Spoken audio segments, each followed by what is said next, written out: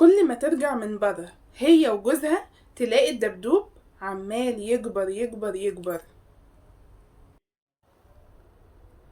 لدرجة الشقة هتصغر عليهم من كتر ما حجم الدبدوب بيزيد.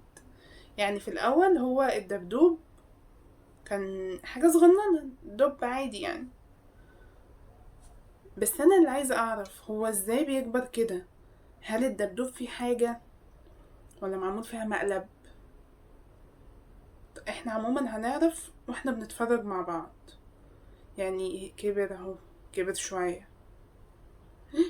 يا لهوي كبر قوي. هو انتي سايباه كل ده؟ يعني المفروض من اول كبر حجمي حتى لو حاجة قد كده كنتي ترتيه برا البيت. انتي ايه اللي مخليكي سايبة الدب كل ده يا ماما؟ سايبة الدب كل ده ليه؟ هي خايفة منه؟ وجوزها اللي بيقولها لا خليه.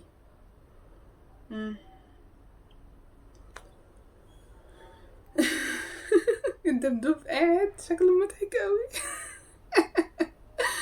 لا بجد يا قلبك يا قلبك ان انتي سايباه بعد كل ده.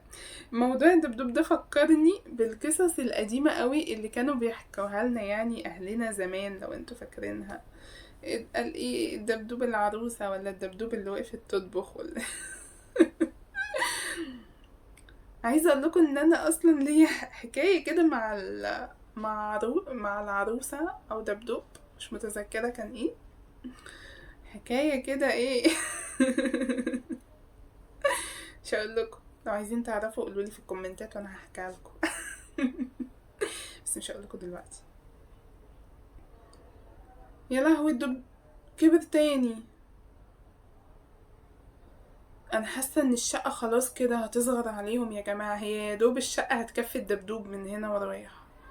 What are you doing? Well, what if someone comes in? Here, take the keys, go. I'll be here. Yeah. Okay. No, I've just come back in. Let me see where he is. Slayman! Slayman! Are you... Oh. Don't come in here now.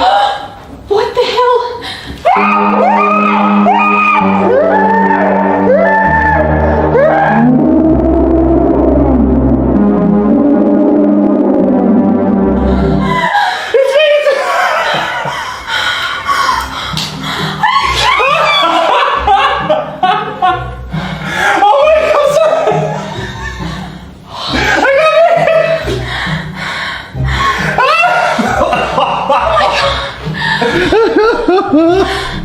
I'm sorry. It's a prank. Oh my gosh, Dave. I knew it was you! How the hell did you make it grow? How? Magic. My heart is actually racing. I know you have a lot of unanswered questions, which I'm never going to answer. No, how? Enjoy your teddy bear. We have to get rid of this thing.